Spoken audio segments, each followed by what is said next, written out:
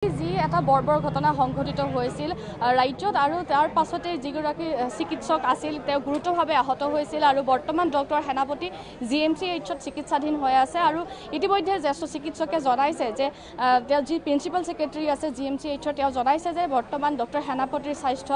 সুস্থ আছে তেওঁ সংকটমুক্ত বুলি জনাইছে আৰু এই সমগ্ৰ ঘটনাকেইটা ৰাজ্যজুৰি যি প্ৰতিবাদ উত্থাপন হৈছে সমগ্ৰ ৰাজ্যৰে যি চিকিৎসকসকল আছে তেওঁলোকে প্ৰতিবাদ কৰিছে আৰু সকলোৱে আসলে সৰ্বসাধাৰণ ৰাজ্য গৰিহণা দিছে আসলতে এয়া সুস্থ মানসিকতাৰ চিন নহয় যি কালি এক কাণ্ড সংঘটিত হ'ল হুজাই উদালিত আৰু ইয়া আমি GMCHৰ পৰিৱেশ দেখুৱাই আছো GMCHৰ যিসকল কনিষ্ঠ চিকিৎসক সন্থা আছে তেওঁলোকে প্ৰতিবাদ সাব্যস্ত কৰিছে এই সমগ্ৰ ঘটনাৰ ওপৰত আমি তেওঁলোক কথা পাতিবলৈ চেষ্টা কৰিম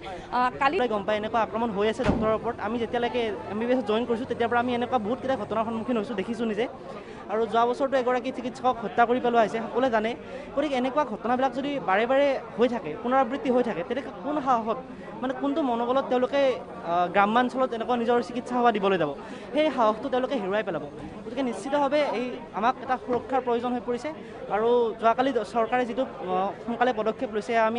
আদৰণি জনাইছোঁ তেওঁলোকৰ পদক্ষেপক আৰু আশা কৰিছোঁ যাতে ভৱিষ্যতে এনেকুৱা ঘটনা যেন নহয় আৰু তাৰ কাৰণে অতি শীঘ্ৰে দোষীক শাস্তি উপযুক্ত শাস্তি আৰু সেই শাস্তি যাতে সকলোৱে দেখা পায় সোনকালে হ'ব লাগে আৰু সেইটো আমাৰ কাম্য সেইটো আমাৰ দাবী আৰু সকলো চিকিৎসালয়তে আমাৰ IMA আছামেও এটা দাবী জনাইছে আৰ্ম ছিকিউৰিটি দিব লাগে আৰু সেইটো সোনকালে যিমান সোনকালে পাৰি সিমান সোনকালে কাৰ্যকৰী কৰিলে এয়া আমাৰ দাবী আচলতে আৰু এই ঘটনা আসলতে নতুন নহয় ইয়াৰ পূৰ্বেও এনেকুৱা ধৰণৰ ঘটনা সংঘটিত হৈছে চিকিৎসকৰ ওপৰত আক্ৰমণ সৰ্বসাধাৰণ ৰাইজৰ কেতিয়াবা অসন্তুষ্ট হৈ তেওঁলোকে চিকিৎসককে আক্ৰমণ কৰে আপোনালোকৰ ফালৰ পৰা চৰকাৰৰ ওচৰত কি দাবী জনাব যে কেনেকুৱা ধৰণৰ ব্যৱস্থা লোৱাটো বিচাৰে এতিয়া আমাৰ প্ৰতি বছৰে আমাৰ ছাত্ৰ ছাত্ৰীসকলে এবছৰ গাঁৱলীয়া পষ্টিঙৰ কাৰণে যায় তেওঁলোকৰ ওপৰত এটা বন থাকে যে 25 লাখৰ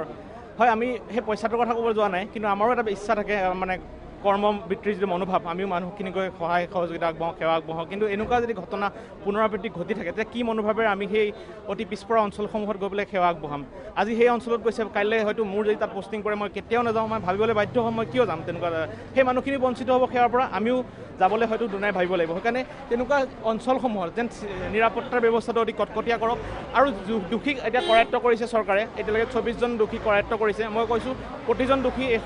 কৰায়ত্ব কৰক এজন দোষীও সাৰি যাব নালাগে আৰু যি আইন ব্যৱস্থা আছে অতি কঠোৰ হওক যেন 2 নম্বৰ বাৰ তেওঁলোকে ভাবিবলৈ বাধ্য হয় আৰু এতিয়া যেহেতু কোভিড চিটুৱেশ্যন এই সময়ত আপোনালোকে যেনেদৰে কাম কৰি আছে সেয়া সঁচাই প্ৰশংসনীয় প্ৰতিজনে আপোনালোকৰ সেই প্ৰশংসাৰ পাত্ৰ বুলি ইতিমধ্যে কৈছে আৰু এনেকুৱা সময়ত এনেকুৱা ঘটনাই আপোনালোকৰ মনোবলত জানো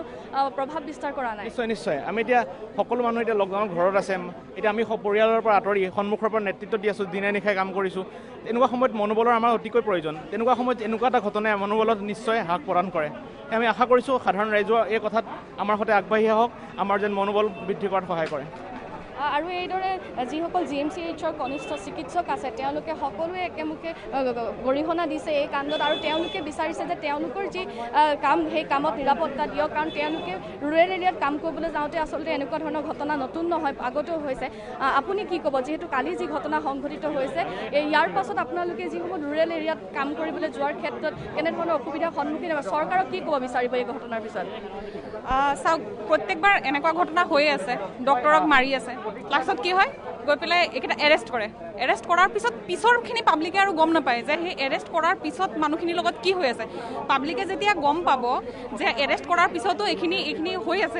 মানুহখিনক এনেকৈ শাস্তি দিয়া আছে সেই শাস্তিটো সদায় মানে মোৰ মতে সেই শাস্তিটো মিডিয়াত আহিব লাগে যে এইখিনি কৰাৰ পিছত এইখিনি শাস্তি দিয়া হ'ল নহ'লে মানে কি হয় এৰেষ্ট কৰে 2 দিনমান পিছত বেল লৈ পেলাই ওলাই যায় সেনেকৈ গৈ পেলাই ডক্টৰৰ ওপৰত হেৰেছমেণ্টটো হয় তো মই মানে পাৰ্চনেলি এইটো ফিল কৰোঁ যেতিয়া মানুহখিনিয়ে গম পাব পাব্লিকৰ মাজত এইটো পাব্লিছ হ'ব যে ডক্টৰখিনিক শাস্তি দিয়াৰ কাৰণে এইখিনি শাস্তি দিয়া হৈছে বা ইমান বছৰ জেল হৈছে তেতিয়া চাগে অকণমান ভাইলেঞ্চটো কমিব আৰু সঁচাকৈ আচলতে যিসকল দোষী তেওঁলোকক কঠোৰ শাস্তি হওক তাকে বিচাৰিছে চিকিৎসকসকলে আৰু আমি কথা পাতিবলৈ চেষ্টা কৰিম আপোনালোকে কি ক'ব এই সময়ত চৰকাৰক কি ক'ব বিচাৰিব কাৰণ বিভিন্ন সময়ত এনে ঘটনা সংঘটিত হৈছে আৰু তাৰ পাছত আচলতে দোষীয়ে আইনৰ সুৰুঙালৈ আঁতৰি যাবলৈ সক্ষম হয় এই ক্ষেত্ৰত এইবাৰ আপোনালোকে চৰকাৰক কি ক'ব বিচাৰিব চিকিৎসকসকলক চৰকাৰক চাওঁ প্ৰথম কথা থেংক ইউ ইমান সোনকালে মানে কালপ্ৰিটকেইটাক ধৰিছে কোৰ্টত আজি এতিয়া প্ৰডিউচ কৰিছে হোপফুলি সোনকালে তেওঁলোকক যি একৰ্ডিং টু জাষ্টিছ যোনটো দিব লাগে দিয়া হয় আৰু এইটোৱে বিচাৰোঁ কি এটা ল মানে ল এটা এমেণ্ড কৰক কি প্ৰটেকশ্যন অলপ পাওঁ মানে, কাৰণ এনেকুৱা ফিউচাৰটো হ'ব পাৰে। তাৰমানে কি মাৰ খাম তাৰপিছত আকৌ কালপিতক ধৰিব, সেইটোতো কথা নহয় ন, আমি প্ৰিভেণ্ট কৰিব লাগিব এনেকুৱা বস্তু, সেইটোৱে ৰিকুৱেষ্ট কৰিম। এগৰাকী চিকিৎসক মৰাটো কোনো পধ্যে গ্ৰহণযোগ্য নহয়। চিকিৎসক বুলি নহয়, কোনেও মাৰ খাব নালাগে, এনেকৈতো কোনেও মাৰ খাব, আপুনিয়ে হওক মই মানে মোক বাদ দি চব কোনেও এনেকৈ মাৰ খোৱাটো নবডি ডিজাৰ্ভছ দিছ বিটিং। তাতে এনেকুৱা এজন মানুহক মাৰিছে যোনে ফূৰ্তিত কাম কৰি থকা নাই ন, বেলেগৰ কাৰণে কাম কৰি আছে, সেইটোহে ন। সেইটোতো যদি আপোনালোকৰ নিৰাপত্তা নিশ্চিত নহয় বা চৰকাৰে যদি কঠোৰ ব্যৱস্থা নলয় এই ক্ষেত্ৰত আগন্তুক সময়ত, কাৰণ আপোনালোকো পৰৱৰ্তী সময়ত ৰুৰেল এৰিয়াত কাম কৰিব লাগিব, তো তেনেধৰণৰ মনোবল আপোনালোকে থাকিব জানো? মনোবল হেৰুৱাম, কিন্তু আল্টিমেটলিতো কাম কৰিবই লাগিব। যোনটো এইটো প্ৰফেশ্যনত আহিছোঁ যেতিয়া তো কাম কৰিবই লাগিব। চ' যদি মানে হোপফুল ৰিকুৱেষ্ট কৰি থাকিম আৰু গভৰ্ণমেণ্টক কিবা এটা কৰিব লাগে বুলি, কিন্তু এনেকুৱা নহয় কাম এৰি দিম, কামটোতো কেতিয়াও নেৰোঁ। আচলতে তেওঁলোকে বিচাৰিছে যে তেওঁলোকে যি চিকিৎসা সেৱাৰ বাবে আহিছে সেই সেৱা তেওঁলোকে ভৱিষ্যতলৈ চলাই যাব, কিন্তু তেওঁলোকে বিচাৰিছে যে এই ক্ষেত্ৰত যি প্ৰশাসন আছে বা যি চৰকাৰ আছে, যি বিভাগ আছে, তেওঁলোকে কঠোৰ ব্যৱস্থা লওক যাতে তেওঁলোকৰ নিৰাপত্তা সুনিশ্চিত হওক। এনেধৰণৰ যি ঘটনা সেই ঘটনা যাতে পুনৰবাৰ নহওক, সেইবাবে মই এইখিনি দেখুৱাবলৈ লৈছোঁ যে এগৰাকী চিকিৎসকে এইদৰে আজি ক'ভিড পৰিস্থিতিত এইদৰে ছেভ ডক্টৰ্ছ যি ফ্লেগ, সেই ফ্লেগ লৈ আহিবলৈ বাধ্য হৈ পৰিছে। তাৰ বাবে আমি তেওঁৰ সৈতে কথা পাতিব চেষ্টা কৰিম।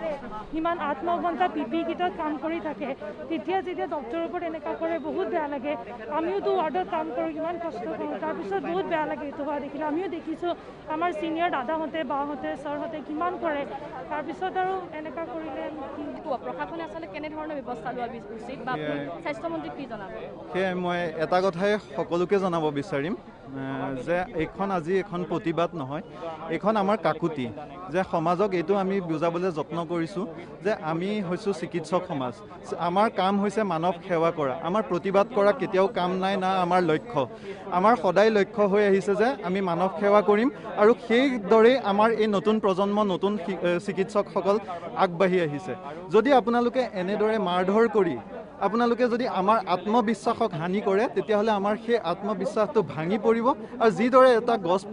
এজোপা গছপুলিৰ যদি আপোনালোকে ভালদৰে বায়ু, পানী, মাটি, পোহৰ নিদিয়ে, যেনেকৈ সি মৰি যায়, তেনেকৈ আমাৰ নতুন প্ৰজন্মৰ চিকিৎসকসকল মৰি যাব। মই ক'ব বিচাৰিছোঁ মনৰ পৰা মৰি যাব।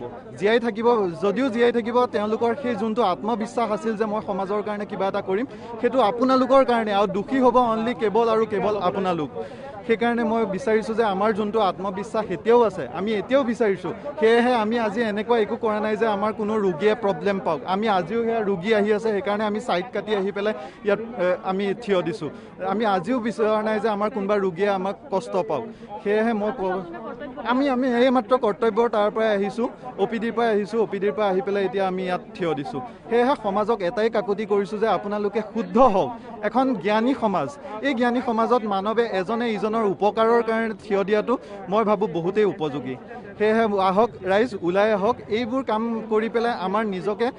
যে বহুত আমি এই কুকুৰ মেকুৰীতকৈও যে আমি বহুত তলত, সেইটো আমাক নেদেখুৱাব বা সেইটো উদাহৰণ দাঙি নধৰিব। সেয়াই মোৰ কাকুতি। সকলোৱে যাতে মিলি জুলি চলক। বাকী চৰকাৰৰ কাম, সকলোৱে নিজৰ কাম যদি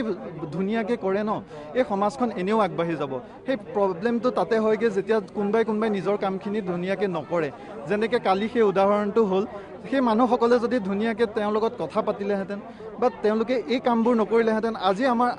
আত্মবলত একো হানি নহ'লহেঁতেন, আমি আজিও ধুনীয়াকৈ কাম কৰি থাকিলোহেঁতেন। সেয়েহে মই আকৌ কাকুতি কৰিছোঁ যে আমাৰ আত্মবল, আমাৰ যোনটো আত্মবিশ্বাস আছে যে সমাজৰ কাৰণে কিবা এটা কৰিম, সেইটো আমাৰ ভাঙিবলৈ চেষ্টা নকৰিব।